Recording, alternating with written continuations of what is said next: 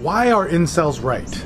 And I know there's a lot of stuff wrong with that whole movement, that whole community, but I want to look at what is right about this. You might be thinking that's totally insane. Now, I'm not saying you need to give sympathy to mass shooters or anything like that. I'm not encouraging that behavior. I'm totally against it. And I think that anybody doing that should reach the fullest extent of the law that punishment carries, right? It's a terrible crime. But why is this happening? Why do we have thousands of men now who are so angry, that can't communicate with people, that can't be sexual, that can't connect?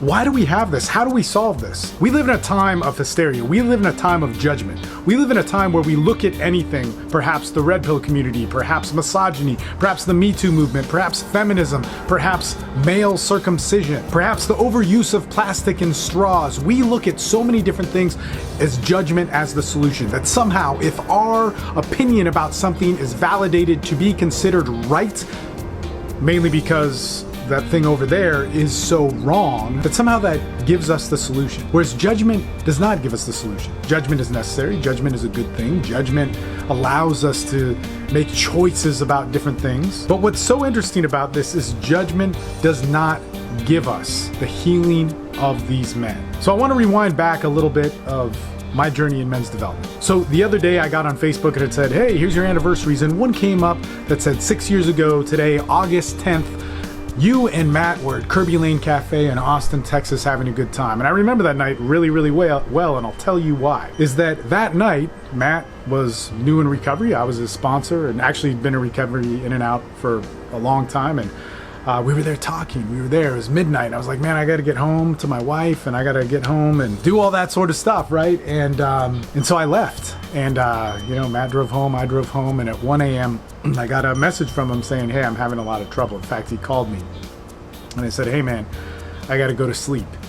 Matt relapsed that night, and 10 days later, Matt died of an overdose. And in that whole experience, I was with him throughout all of that, and it was a really terrible thing. And I know a lot of addicts who die. I know somebody who dies every month that I've worked with and know, but Matt and I were really close friends. We trained martial arts together. I sponsored him in recovery.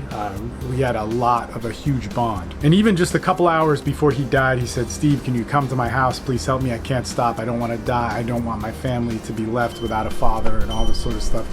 And as I showed up to his house, he said he was gone and he wouldn't answer the door. And it turns out he was really there, shooting cocaine up into his arm and neck until he had a heart attack and died.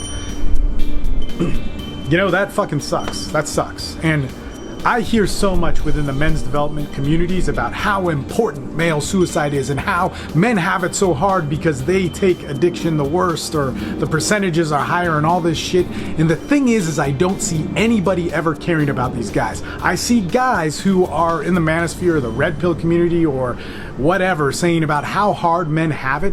But man, that argument didn't matter to Matt. In fact, I know plenty of female addicts that, although there's less of them, man, they have it just as bad as the males. And so we're not solving the problem.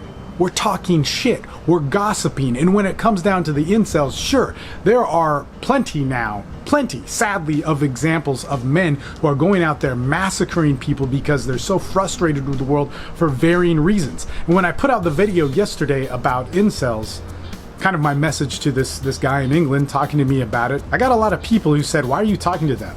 Man, they don't listen. Screw them. They're assholes. Blah, blah, blah, blah, blah. And man, I agree. Yeah, I'm actually not talking to incels. I'm not going to be a good coach for them. I'm not going to be a good men's development mentor for them. I work with a lot of crazy people, but to be honest, I actually don't have experience with incels. I have a lot of experience with very sexually frustrated men. I have a lot of experience with guys with autism and Asperger's. I have a lot of experience with guys who've had different traumas, but with people that have join the incel or black pill community, no, man, I don't think I'm their coach. I'm willing to give it a try if they're willing to give it a try, but this is not a message to say, come and buy my stuff. What this is a message to say is some of the feedback that I did get from incel men who weren't hysterically saying, you asshole, don't try and represent us, is they gave me a lot of stats. They broke it down and got past all of their frustration and anger and having me buy into that and telling me basically, like, for somebody who has autism, that 44.6% of autistic men, never have sex. That 82% of regular guys, or people that weren't autistic, did get in relationships and had happy lives or whatever. They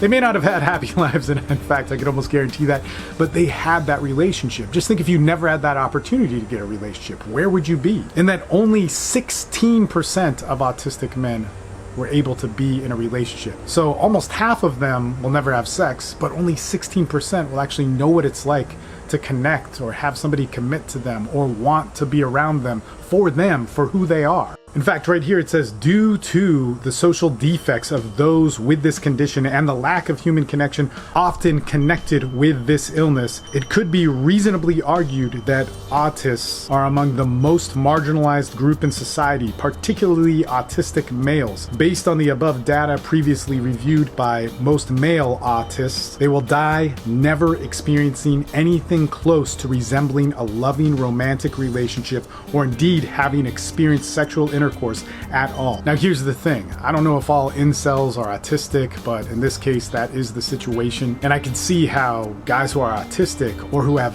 Asperger's to a high degree cannot communicate with people. And the more that we sit around and judge them and say it's bad and make it about guns rights, which there's an argument perhaps for that, or we make it about mental illness, and clearly here there is an argument for that. The more that we make it about these political causes that we fight on Facebook about, that we fight amongst each other on social media, the less we're talking to the person that needs that, the less we are actually interacting and becoming a part of this community, a part of this world that you're a part of, that we can't judge because we are a part of it. It is us. The fact that people are coming into communities that I may live in and creating terrorist attacks, that is partially my problem. And yes, there are times where we need to put a wall up, where we need to protect ourselves, and I am not opposed to people learning how to use guns and protect themselves, and I think that if people did know how to do that, that would help. But we need to stop this way before the guns come out. And the fact of the matter is that we can help talk to people. We can help heal people. And like I said, I may not be the coach to get black pill people to be happy with their lives, but I am willing to talk to somebody who is down that road and treat him as a human being and hear what he has to say. In fact, this guy who I'm talking to in England actually says, hey, man, what do you think about Elliot Rodger? What do you think about these guys who have massacred people? What do you think? I said, man, they seem like assholes. They seem like dickheads. And he's like, they're heroes in the incel community and so on. And I have to take a step back. I have to take a step back and I have to go, man, when have I thought that? When have I felt so out of place in the world that I wanted to retaliate against it? And the fact of the matter is I have felt that. And I know people who felt that and who don't feel that now, including myself. And no, I don't come from the background of that incel. I come from the background of an addict, and they're very, very different, but that same sort of social anger and rage, I know very well. It is my mission and anthem in life that we can heal a lot by expression and connection. And what expression is what's inside of you, you put out there. And for maybe some of these incel guys, it sounds like insanity and you don't want to have that conversation. But if it can connect to people, it changes. But as long as it disconnects through judgment, through alienation, through isolation, through not being able to be understood, it's only going to get more amplified into that anger. And the only people they are connecting with is other angry men.